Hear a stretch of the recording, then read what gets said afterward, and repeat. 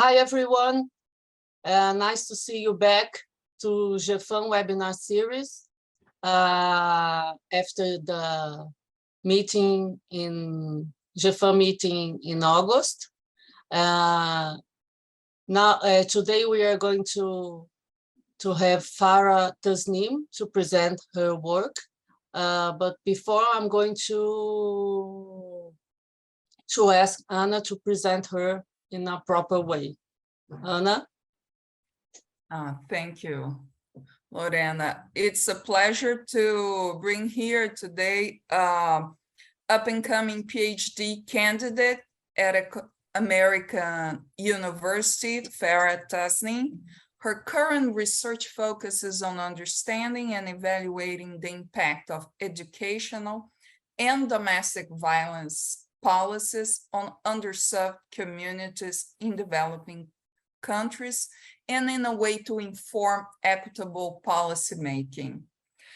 Farah holds a master's in economics with a minor in mathematics from the University of North Texas and a Bachelor of Business Administration, Finance from the University of Dhaka in Bangladesh.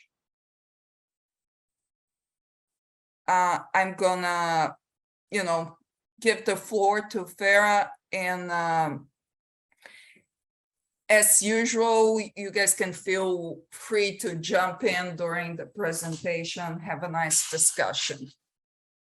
Can you guys see my screen? Yes. So, hello everyone, I'm Farah Tasneem. I am a PhD candidate at the Department of Economics at American University. Today I'm going to present my job market paper, Education Spillover and Its Pathways, Evidence from Bangladesh. So we know that globally, about 254 million school-age children are not enrolled in school, which weakens their future productivity and the economic development of their societies. We also know that education, specifically female education, is one of the United Nations Sustainable Development Goals. So it is an important topic, both internationally and in a national context. In this paper, I test whether investments in educating girls may be an effective policy approach if such investments have a positive spillovers on their children's education. Why is increasing women's education important? There has been a lot of work on that in the past 20, 30 years. We have seen that increasing women's education increases their age of marriage, improves their marriage market outcomes, it improves female autonomy through higher income. So basically, bargaining power goes up, it reduces fertility, it improves child health, reduces child mortality. Why is investing in education important? Evidence suggests that investing in education, it could be conditional cash transfer programs, it could be government investments, significantly increases women's school enrollment, attendance, and educational attainment. Through investing in education, we can improve women's education in general, and then that improvement could have an impact on their children. However, we can measure all the impact of the policy on women's education, but if we are not including the spillovers for the next generation from the same policies, we are underestimating the impact. So my goal is to see if the interventions have an impact on multiple generations through a mother's education, and how does access to education in general matters. So this is a conceptual framework that I've created to see what are the channels through which education, mother's access to education impact her child. So first channel is having a better marital matching. So this is the first pathway that connects a woman's education to her partner's education. Additional education enhances social interactions, which might increase the chances of meeting a potential partner who is also highly educated or with a similar educational pattern. It could also increase the likelihood of finding a potential partner in a similar occupation. Education also increases potential income, which would mean that educated women are more attractive to potential partners who are skilled or earning more than average. Therefore, women with more education or better income tend to choose partners with more education or better income. And this can have a positive impact on their children, either through an increase in household income, the total household income, or simply through encouraging their children to have better education. The second pathway is lower fertility. So more education lowers fertility through delayed marriage, because more educated women might have a different perception in general about marriage than less educated women, or by leading to a reduced, delaying the first birth, because going to school might mean women have, or girls have, less time to engage in risky sexual behaviors at an early age, which means a reduced teenage pregnancy. This delays would lower the total number of children a woman has, which means there are more resources per children, or more income in the household per children. The causal impact of the stipend that I'm going to use for this project has been already done in the literature. So although I'm explaining lower fertility as a channel, I will not show the causal evidence because I find very similar results to what they do. The third channel is a potential employment channel. When a woman receives more education, she is more likely to enter the labor market. This could lead to higher income or higher resources in the household. Higher income enables more spending on children's health or education, which increases the chance that our children would attain potentially good quality education or receive like more years of education. The fourth channel is higher bargaining power. When it comes to the outcome of the next generation, we have seen in the literature that traditional social norms let men use a portion of their income for personal expenses. However, when it comes to women, women are compelled to pay for children and household expenses. Therefore, an increase in women's household bargaining power through education might play a role in increasing decision-making in terms of children's health or education in general.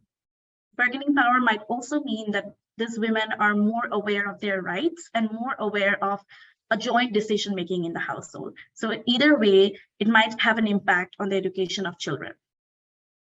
The last channel I look at is son preference. We know that education can make a person more open to new ideas or question previously held beliefs. Schooling can also increase income or wealth, leading to increased resources. So if there is a competition between resources between a male child or a female child, that competition would reduce because of increased resources. More education for women might also mean a different social circle, so less pressure, less peer pressure to have more sons. Through either channel, increased education might mean reduced son preference, and this would have a bigger impact on daughters' education because a woman would be more concerned about her daughter's education or value daughters equally to sons. Of course, a mother's education is one of the many factors that impact the education of child. There are other factors like mother's exposure to media, household size, religion, distance to school, father's preference that can play a role. In my work, I control for all of these other issues. In terms of existing causal evidence, we have seen a lot of evidence when it comes to developed countries. However, there is a puzzle. Some studies say that mother schooling has no influence on children's schooling, or that father schooling has a bigger influence. However, some other studies show that mother schooling is more important than father schooling. But this is the story of developed countries. When it comes to developing countries, there is surprisingly very little causal evidence of how a mother's education impacts child education. There are associations, but there aren't many causal evidence. One particular study that I want to highlight is a randomized field experiment in India.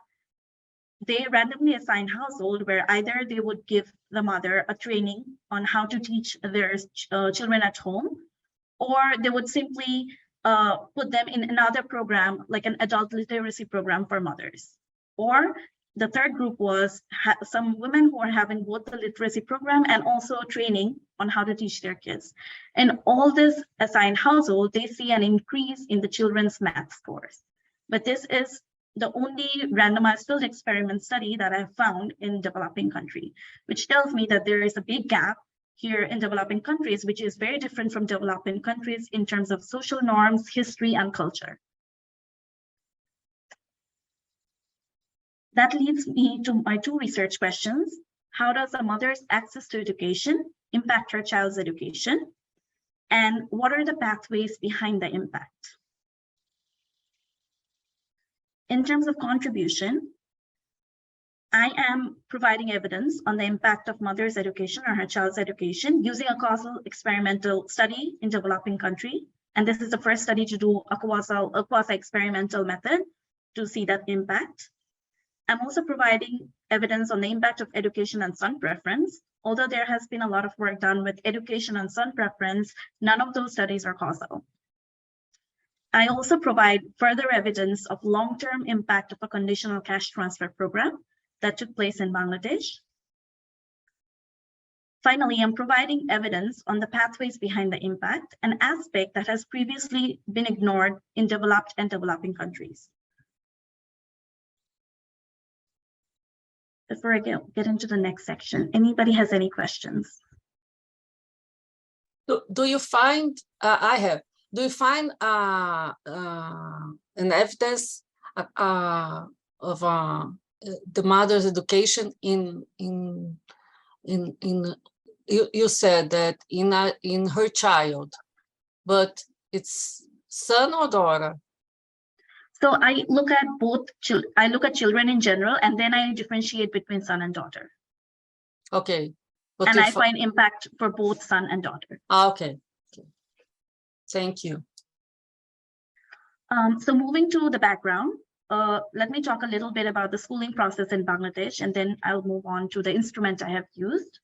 So Bangladesh has 3 levels of schooling: primary, secondary, higher secondary. Primary is grades 1 to 5, secondary education grades 6 to 10, and higher secondary is grades 11 and 12.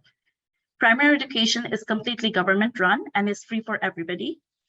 Most secondary education is private and run by NGOs, but those NGOs are heavily funded by the government. Students in secondary school paid school fees until 1994, when the female secondary school stipend program was introduced. This graph shows the gross enrollment at a national level for both female and male students in Bangladesh. And this is a secondary school enrollment by sex, starting from year 1981 to 2017, 2018. The line in the middle, the vertical line, shows when the stipend was introduced in 1994. As you can see, there was a big gap between female and male education before 1994, the stipend was introduced. However, gross enrollment increased right after the stipend was introduced, which made secondary education free for rural girls. And eventually we see that girls' education is going much, much higher than boys. And then there is a reverse gender gap here, which enabled the government to change the stipend program into a different one later, which I'll be talking about in a bit. So the female secondary school stipend program piloted in 1982 with the help of USAID. It was only in one rural upazila because it's in one private unit or one administrative unit. Between 1987 and 1992, another development agency expanded the program to girls in one administrative unit each year. So by 1992, there were 7 administrative units where rural girls were getting the stipend. Just to note that the stipend wasn't available to urban girls at all. So it was only for rural girls, not for boys or urban women.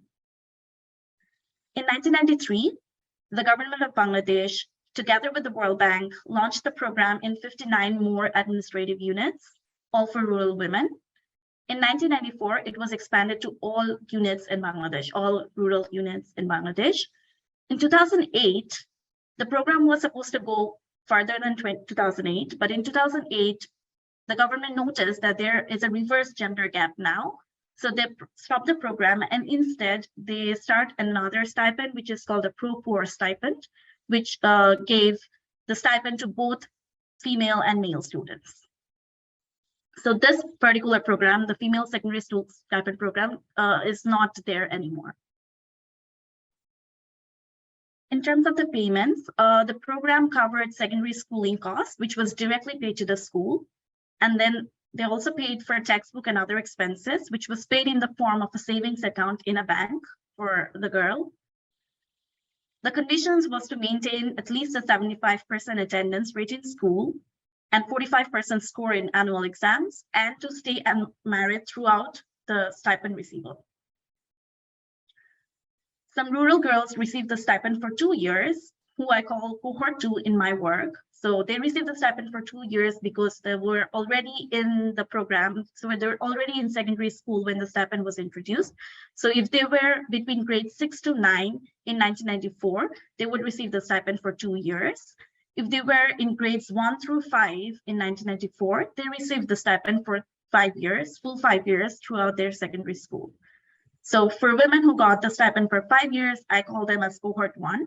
And for women who got it for 2 years, I call them as cohort 2. Farah,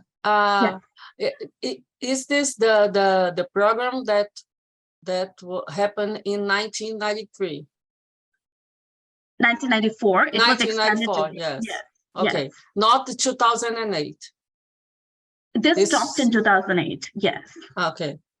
Because this is only for the females. In 2008, they started doing it also for males, and they changed the stipend name. In terms of the data sources, yes, go ahead. Sorry, I have another comment. The trend of the level of education is positive for both of them after 1994. Yes. But after that, the enrollment started going up much more for women than for men. Yes, yes. No, I was just thinking why is what maybe something else helped the increase in enrollments. I don't know. Of course, before 1994. Yeah, no, because after 1994, no, before it was the trend was positive for both of them, and then the trend continued after 1994 for women, for the girls, higher than men, but I don't know. So after 1994, because we were encouraging girls' education much more, there were lots of parents enrolling their daughters to school for the first time because they knew it was free. Okay. Which didn't happen for the males. So at that time, we see still it's increasing, but at a lower rate than the female enrollment rate. Yes. Okay. In terms of data sources, I have 2 different data sets that I use. The first one is a household income and expenditure survey from 2010. It is one of the key information source for Bangladesh variables. For example, household income and expenditure, agricultural, non-agricultural wages, health, education, remittance, pension, debt, all of that. And then I also use Bangladesh Demographic and Health Survey, 3 waves of it, 2007, 2011, 2014. And this includes individual data as well as community level data, for example, distance to girls' high school, distance to market, pharmacies, and hospital. The reason I use 2 different data sets is, so for this work, I had to track down women who got the stipend in 1994, or at least who were eligible to get the stipend in 1994, and their children. So for somebody who was eligible to get the stipend in 1994, their children aren't very old. They're between 8 to 12 years of age in 2007 or 2010.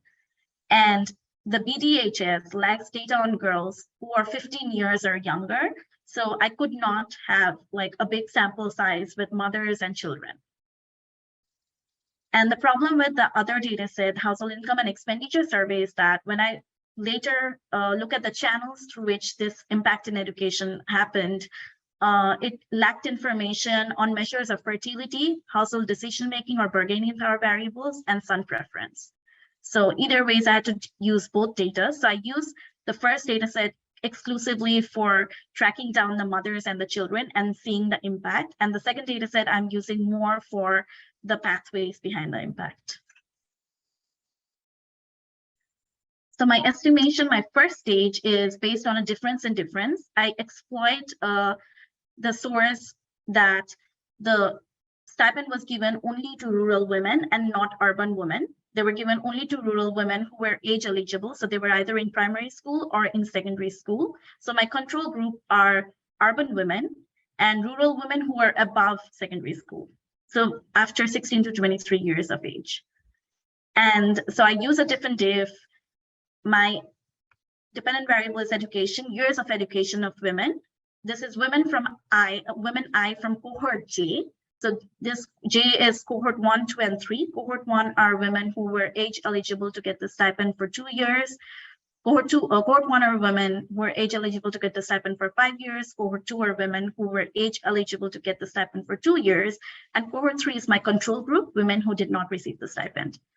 These women are observed at age A in 2010 and has a children are of age B who resides in the district D in Bangladesh. The rural variable is a dummy variable that tells me if this woman is in the rural area or not. Gamma J is my coefficient of interest. I expect gamma J to be positive and higher for cohort 1 because these are the women who got the stipend for 5 years, so their impact on education would be higher than cohort 2. The vector XIJEBD includes a set of controls: religion, household head sets, and household size. In the second stage, I measure the impact of the mother's education on children's education using the same sample. The sample is restricted, however, to women whose children are eligible for primary school. So they're at least 5 years, because that is the time when you send your kids to school in Bangladesh. And these two stages have same control variables and fixed effect. Fixed effect for women's age, fixed effect for their children's age, and a fixed effect for the district in which they reside. This is the results of the first stage. So this is the effect of the stipend on the mother's education. I compare to the both data sets because I have information on the first generation from both data sets. As we can see, the stipend increased education for women in cohort 1 by 1.22 years, which is very big compared to the mean education of 3.4 years for these women. From the DHS data, I find similar impact, but a little lower. And the difference is because I have two different samples of women in this two data set. And the women in DHS are much older than the women in the Household Income and Expenditure Survey. For cohort 2 women, or women who got the stipend for 2 years living in rural communities, we still see an impact for both HIS. However, that the impact disappears when I'm looking at the DHS dataset for the same reason that these are a different group of women captured. But the first stage results tell us that the stipend had an impact on the girls' education, or it increased girls' education.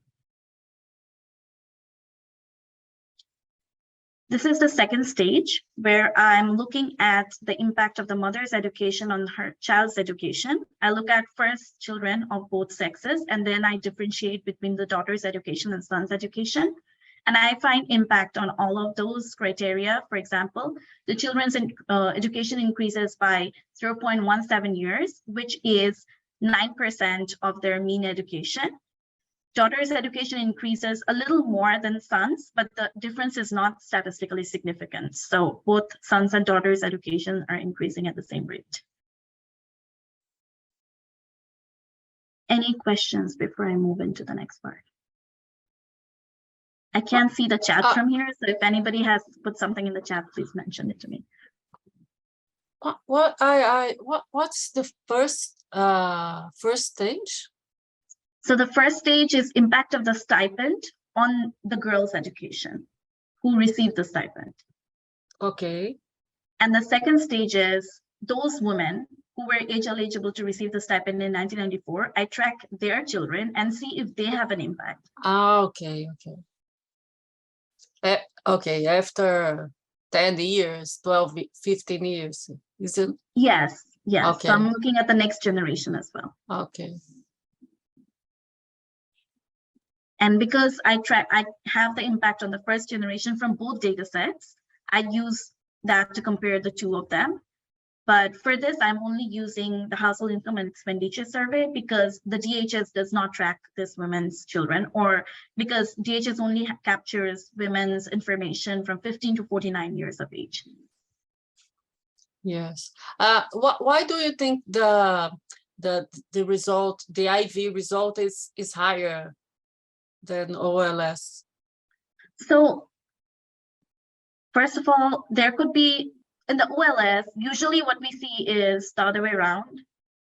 but I'm actually surprised to see that the OLS and the IV gives us very similar results, although a little bit higher, but I wouldn't call it like much different, which we usually see in other places. But they're very similar. There could be other factors playing in the OLS that impacted, for example, what kind of household is it? Like, are they more conservative or not? So there was an omitted variable bias in OLS, which we don't see in the IV. And that's why probably the estimates are a little larger, but they're still very, very similar. Mm-hmm. Yes. Okay, thank you. Next, I move on to the pathways through which mother's education impacted the children's education. In this section, I first test the impact of the increased education of the mother on the outcome of interest using the stipend as an instrument. And then once I establish that there was an impact on the mother, I provide evidence of how controlling for that outcome changes the impacts on children's education compared to what we just saw. And I do it for two pathways, marital matching and employment pathway, because the other factors or the other pathways, I'm using the DHS data that doesn't track the children. So for this, I'm using the same identification strategy. The first stage is the impact of the stipend on mother's education. The second stage here for this is the impact of the stipend on mother's outcomes. And outcomes could be marital matching, so partner's education and age and employment. And then I'm also tracking other like fertility outcomes, bargaining power outcomes, and son preference outcomes. I'll get to that in a little bit. The controls used for the HIES data are number of household members, household head, sex, and age, and religion. And DHS data have a bigger set of controls because they have a higher number of variables than what is captured in HIES. In terms of fixed effect, for HIES data, I'm using women's age and district. For the DHS data, I'm using survey year, women's birth year, and division. And again, DHS has a more information, so I use different fixed effects. So in terms of marital matching, what is division from DHS? Oh, division is, so Bangladesh has 6 divisions, and then within those there are districts. So the divisions are divisions of residence where they live. Ah, okay. Yeah. In terms of existing evidence on marital matching, we have seen work on US data or UK data, or mostly in developed countries. In developing countries, we have little bit of evidence, but all of those evidence shows that women with lower educations have less educated husbands, or women with higher education have more educated husbands, both in developed and developing countries. In terms of existing evidence through the employment channel, there is a mixed relationship. So some studies claim that there is a positive relationship between mother's employment and child's schooling through the income effect, because the mother is earning more, there are more resources in the household. Some existing evidence states that the relationship is inverse for girl children, because since the mother is out working, there is much housework to do. And for that reason, girls have a negative impact on schooling than boys. What I find, which I'm going to show in a little bit, is education improves marital matching. We see spousal education increasing by 25% of the mean for both data sets. And these spouses are less likely to be in agriculture and more likely to be in technical professions like doctors or engineers and service sector and skilled jobs. And it tells us that marital matching is a pathway through which a mother's education affects her son's education, but not her daughter's. Because in a bit, I'll show that when we control for father's education, the impact we just saw on son's education disappears, but the daughter's education still stays. So it tells us that marital matching is a pathway for son's education, but not for the daughter. In terms of employment, I find that education increases women's probability to be in the labor force by 22%, 22% of the mean. And she's also more likely to choose technical, service, or skilled professions over agriculture. So it seems like both the husband and the woman are deviating from agriculture. However, the employment does not appear to be a pathway through which mother's education is impacting children's education. So here are the results. Sorry for the big and messy table. There's so much going on in here, but I'll try to explain this. So the first panel, the top panel, is data from HIES, and then I compare it with data from DHS. I'm looking at spousal education, the age gap between the wife and the husband, and spousal labor force participation rate, agricultural, technical service, or skilled. These are probabilities for being in each of these professions. As we can see from the HIES data, women with an increased year of education choose as husband with an increased years of education by 1 year. The same goes for DHS data. So we see that spousal education have an impact from women's increased education. Age gap is insignificant, but in terms of type of jobs they're choosing, they're both deviating. So as we can see from both DHS data and HIS data, husbands are less likely to be in the agriculture sector and more likely to be in the technical service or skilled sector. Farah, Yes.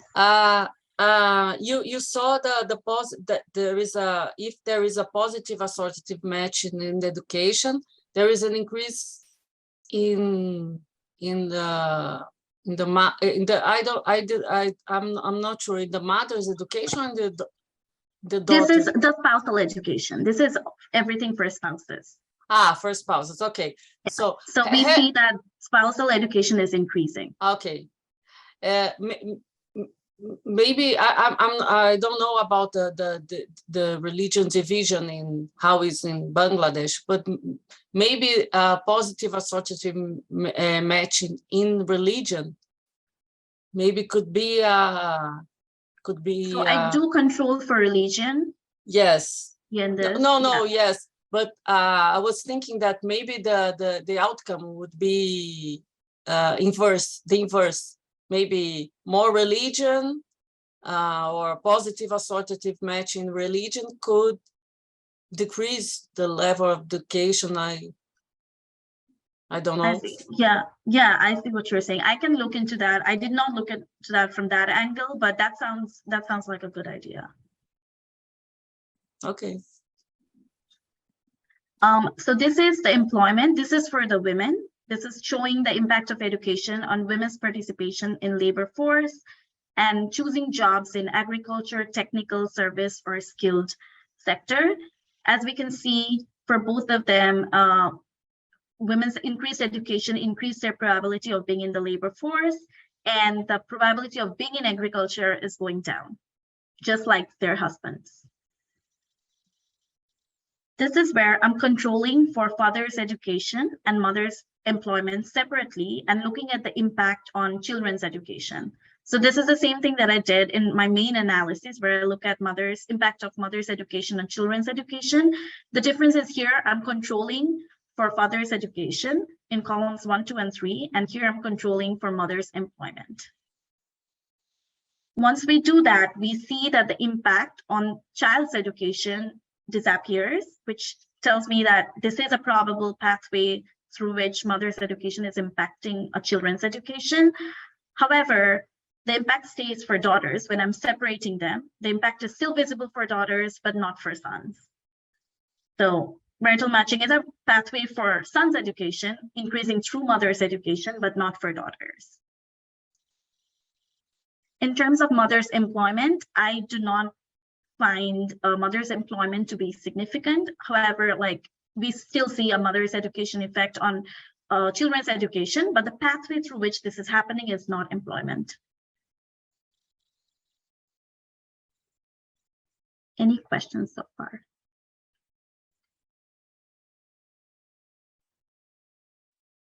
Next, I look at another pathway of bargaining power. In terms of existing evidence, we see that there are associations, which we see is for bargaining power and income, bargaining power and education. But in terms of causal evidence, there isn't, again, a lot. So we see that bargaining power is increased by a variety of factors, such as women's earned income, access to microcredit, and having a firstborn male child. There is also existing evidence that female bargaining power is improving child health outcome and child schooling outcomes, both in the developed and developing world. And that's why this is the reason I wanted to see if women have a higher bargaining power and they can make decisions on children's health, for example, they might also be able to make decisions on children's education. And if mother's education is a pathway for that or not. So what I find from my work is education increases bargaining power in all household decisions, especially for decisions about children. And the impact is similar in spousal bargaining power as well. So in this table, I'm looking at the impact of education on both household and spousal bargaining power. I differentiate it in this way. Household bargaining power is when women are making decisions for child healthcare, family visit, own healthcare, and purchases with everybody else in the family. So if she's making the decision with somebody else or alone, the binary variable takes a value of 1. And if somebody else is making the decision for her, the dummy variable takes a value of 0. The difference with spousal bargaining power is that in terms of spousal bargaining power, this is the decision making only between her and her husband and not the other members in the family. Because bargaining power or decision making with somebody else in a family is different, or other factors are involved compared to a decision making between a husband and a wife, I separate the bargaining power in this 2 ways.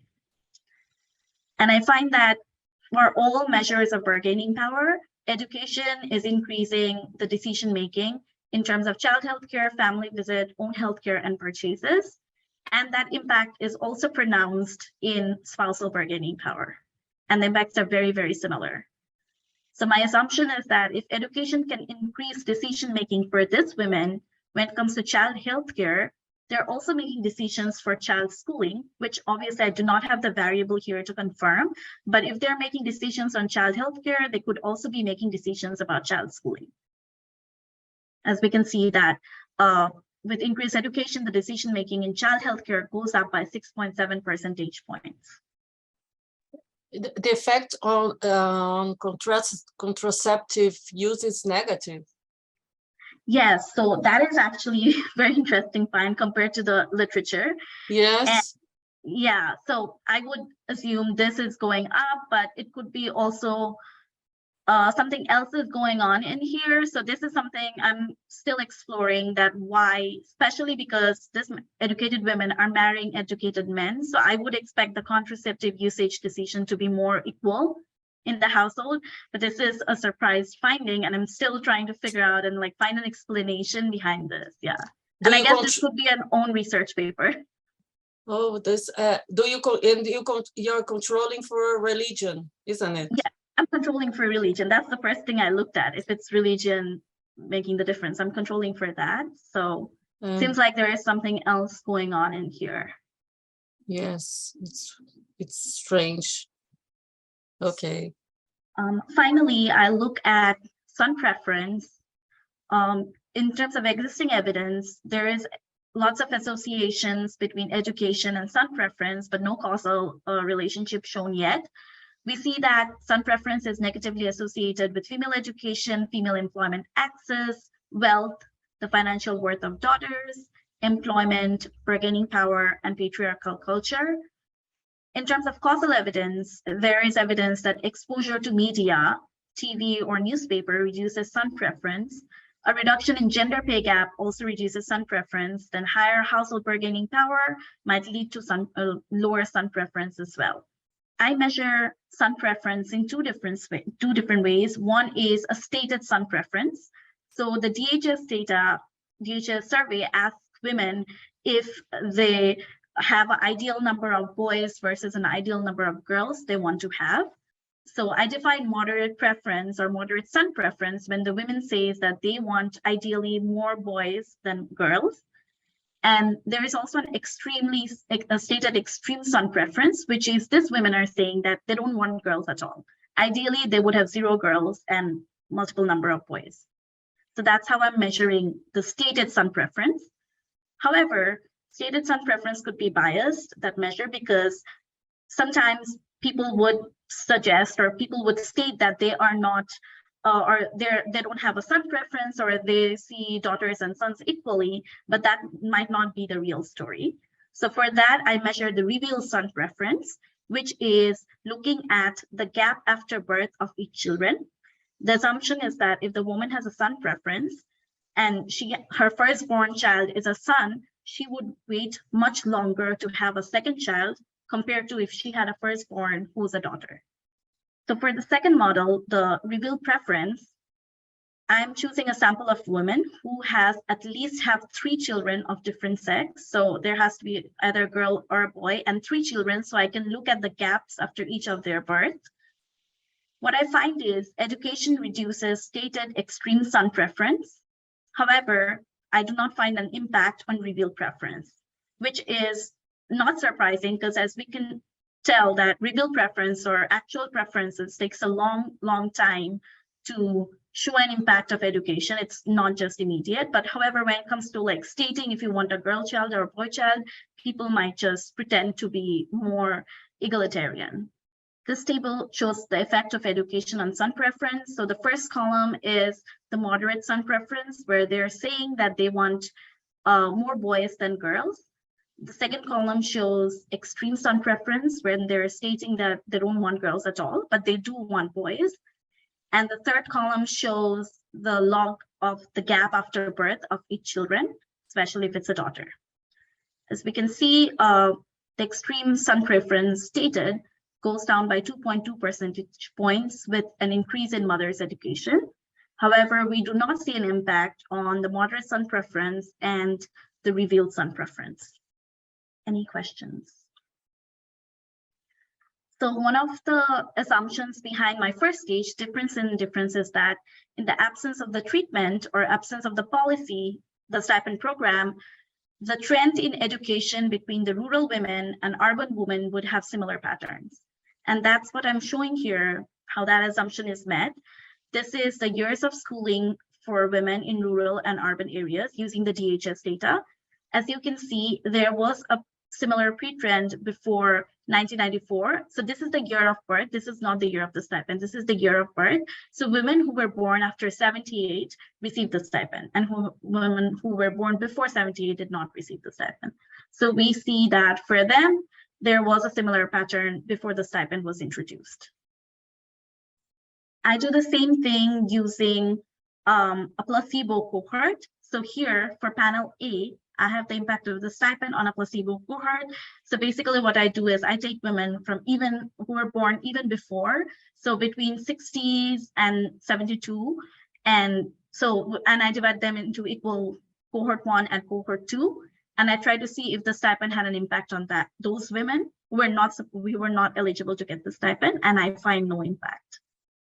Panel B shows the assumption or the testing of assumption for IV, because I'm using an instrumental variable approach for my second stage. So this is basically testing whether the stipend had a direct effect on sons and daughters' education, because the strategy is that, or the assumption is that for the IV, the only way sons and daughters' education is impacted through the mother's education is through the stipend.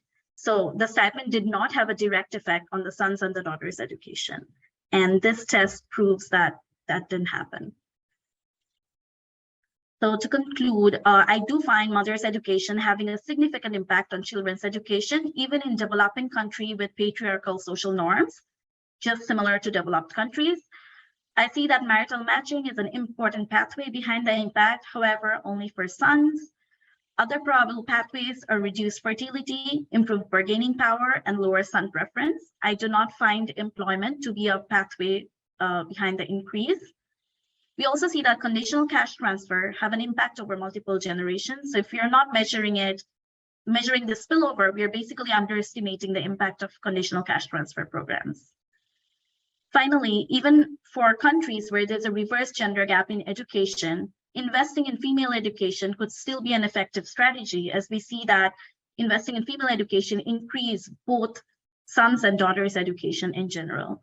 So even in countries with a reverse gap in education, we can still use this policy and see an impact on the daughters' and the sons' education. Any questions? I have one more question, Farah. Sure. How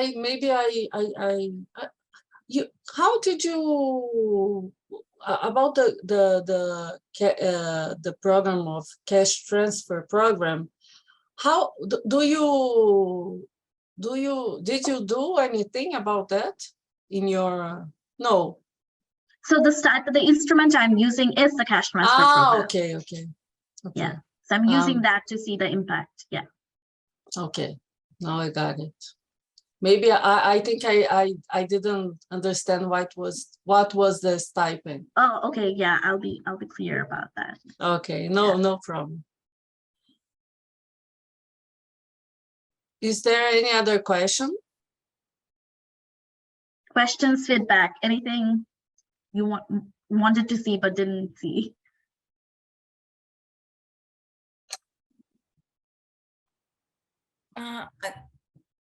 Not much about the results, but the way you sell the conclusions. You say, even when there's reverse gender gap, you could impact girls and boys. But my impression was that the reverse gap was actually the result of the policy. You can say that if you start with a reverse gap, the policy is beneficial, right?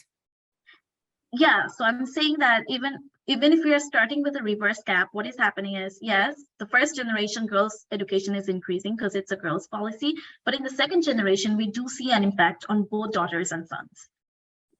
So if it's currently like that, and in the long run, we would be able to reduce that gap because mother's education will also improve sons' education and not just their daughters. Yeah. Okay. That was the point. Yeah. Okay. Yeah. Well, this public is very gun shy today. Usually in Portuguese, it's very busy. Yes, they are very shy. Okay. I liked very much your work, Farah. Thank you so much. It's very interesting. We wish you good luck on the market. It's gonna be a Yes. good year. Thank you so much. Yeah. Somebody sent a very good presentation and study. People are shy today. I will stop the recording. Okay. Okay. So thank you, Farah, for your presentation, and I hope to see you all in 2 weeks in our next webinar. Bye-bye.